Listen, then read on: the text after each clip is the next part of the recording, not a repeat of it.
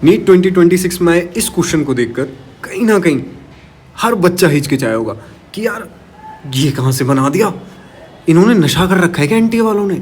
लेकिन नहीं, नशा एनटीए वालों ने नहीं, नशा हमारे कॉन्सेप्ट्स ने कर रखा है।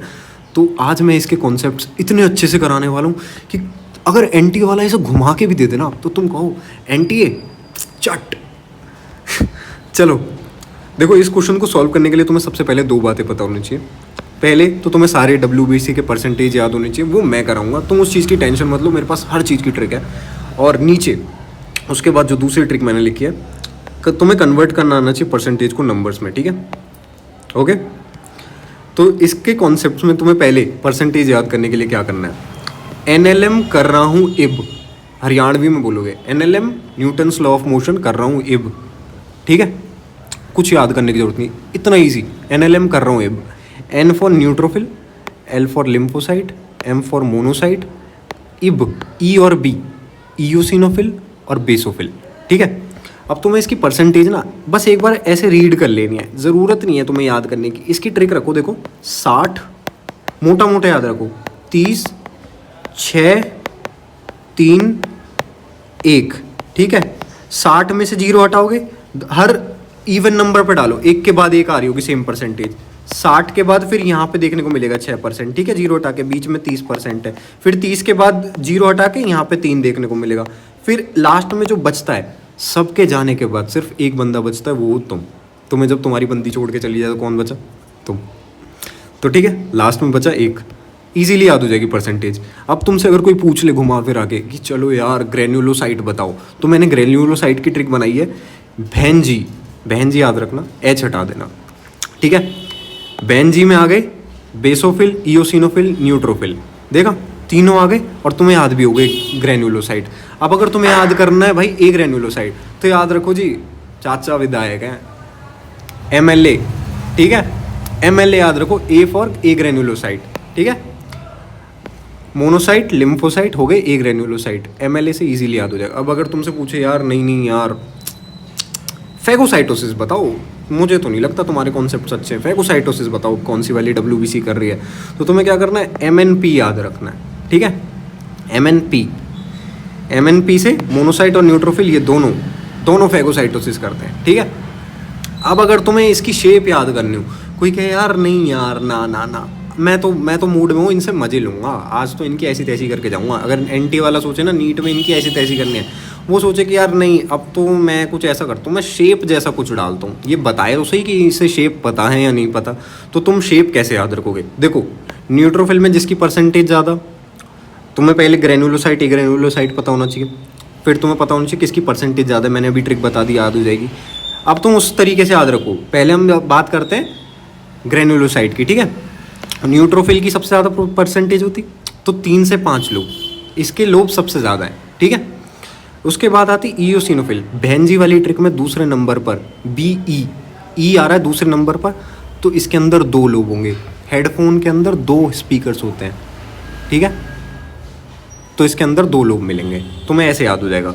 तीसरा बेसोफिल, जो बचा है वो S शेप्ड है, ठीक है।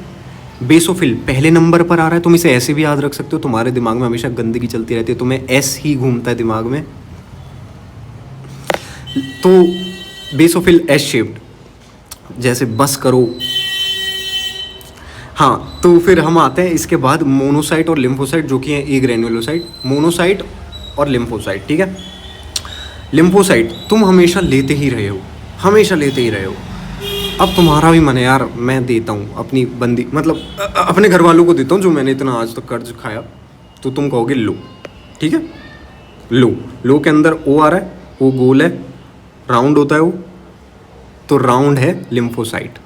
बचा कुचा जो मोनोसाइट, मैंने इसकी एक ट्रिक रखी है, मोनू नाम का घोड़ा चने खा के दौड़ा, घोड़ा आ गया, हॉर्स शू शेप्ड इजीली हो गया, तो बस तुम इसे ऐसे याद रख सकते हो, नहीं तो ये सोच सकते हो कि बचा कुचा जो भी है वो हॉर्स शू शेप्ड है, ठीक है।